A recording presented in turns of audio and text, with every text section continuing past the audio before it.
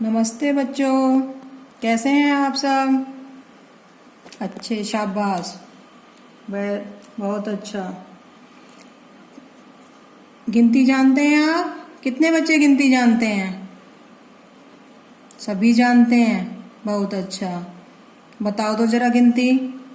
1 2 3 4 5 6 7 8। ठीक है, और आगे तक। अब ये बताइए कि ये गिनती का दूसरा नाम क्या है? नहीं पता? चलिए आज हम आपको गिनती का दूसरा नाम बताते हैं। प्राकृतिक संख्याएं। प्राकृतिक संख्याएं, गिनती वाली संख्याओं को हम प्राकृतिक संख्याएं बोलते हैं। और गिनती वाली संख्याएं जैसे 1 2 3 4 5 अनंत तक। अनंत का मतलब जिसका कोई अंत न हो। ठीक है, अब यहां ये देखो सबसे छोटी प्राकृतिक संख्या कौन सी है? इसमें देखो ये जो लिखा हुआ है, सबसे छोटी प्राकृतिक संख्या 1 है। शाबाश। इसके बाद आता है पूर्ण संख्याएं। पूर्ण संख्याएं, कोई बता सकता है पूर्ण संख्याएं? शून्य और सभी प्राकृतिक संख्याएं मिलकर बनती हैं पूर्ण संख्याएं। जैसे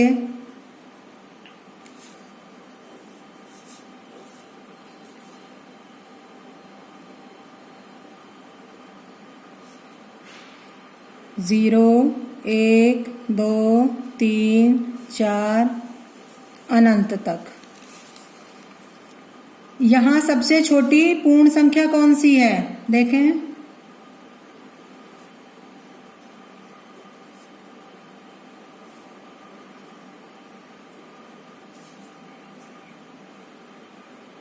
जीरो। शाबाश। इसके बाद आता है आपका पूर्णांक। पूर्णांक में क्या होता है?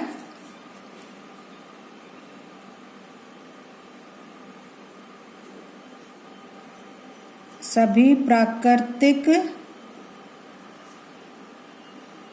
संख्याओं की ऋणात्मक संख्याएं।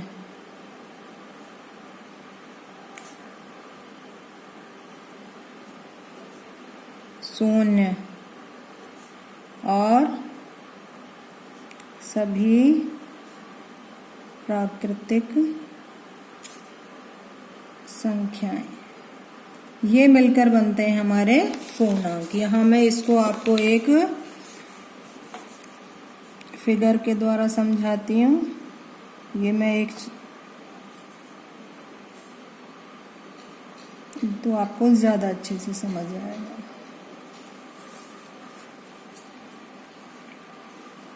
ये है, इधर देखो, ऋणात्मक प्राकृतिक संख्याएं। ऋण 1, ऋण 2, ऋण 3, ऋण 4 और ये अनंत तक, जिसकी कोई सीमा न हो।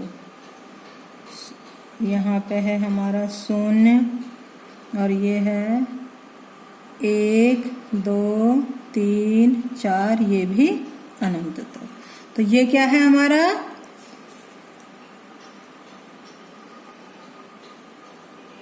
सभी ऋणात्मक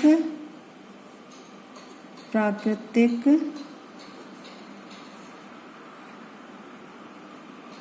संख्याएं। ये शून्य,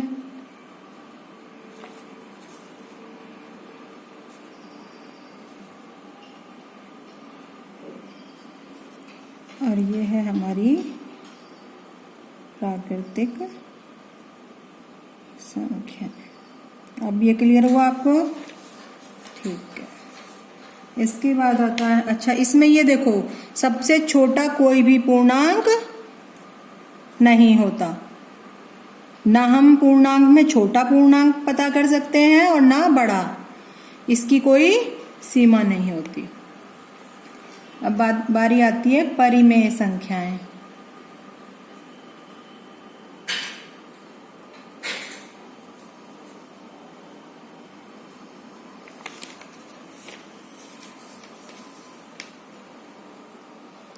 जिन संख्याओं को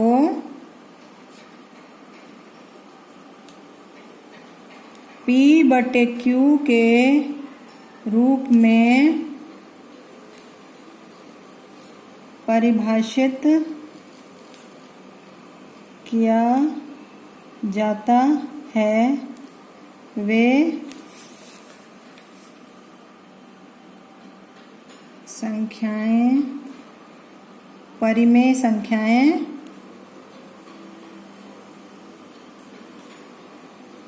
कहलाती हैं। जहां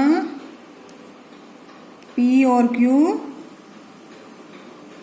पूर्णांक होते हैं तथा Q कभी भी 0 नहीं होता। P 0 हो सकता है लेकिन Q कभी भी 0 नहीं होगा। अब आप बताएं कि पूर्णांक, अभी हमने यहाँ जो ऊपर बताए आपको उनमें P और Q का नाम दे दिया। जैसे अभी P का हम कोई लें, P बताओ पूर्णांक माना हमने, तो क्या है, कोई भी ले लें। 1 हो गया, हाँ चलिए मान लो। दूसरा -3 हो गया, ठीक। तीसरा 0 हो गया, ठीक है। ऐसे ही Q का बताओ, Q का कोई भी पूर्णांक बताओ। 2 हो गया, ठीक। और बताओ 4, 7 हो गया, ठीक। अगर हम यहाँ P और Q के बीच में बटे का निशान लगा दें, P और Q सबके बीच में, तो ये बन गई हमारी परिमेय संख्याएं। कौन सी संख्याएं? परिमेय संख्याएं। अब Q के नीचे देखो 7 हो सकता है, 1 हो सकता है, 2 Q नहीं, 0 के नीचे 7, 1, 2 कुछ भी हो सकता है। नीचे वाला 0 नहीं होगा, यानी हमारा P तो 0 हो सकता है लेकिन Q हमारा 0 नहीं होगा। तो अब देखो, अब हम लिख देंगे, जैसे मैं यहाँ संख्याएं लिख देंगे हम कुछ भी। बताओ आप अब बट्टे के रूप में संख्याएं कौन सी होंगी? 2/7, ठीक। 0 हो गई, ठीक है। ऋण के 5/8 हो गया, ठीक है। क्या कोई और संख्या है याद? चलो अपने आप बनाओ, ऐसे ही बनाओ। 9/12 आदि। तो ये अभी हमने क्या क्या सीखा?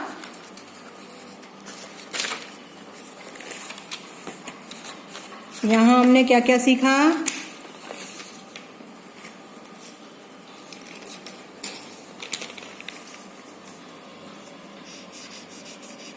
गिनती, ठीक। प्राकृतिक संख्याएं, पूर्ण संख्याएं, पूर्णांक, परिमेय संख्याएं, ठीक है। अब आप लोग इनको अच्छे से पढ़ेंगे।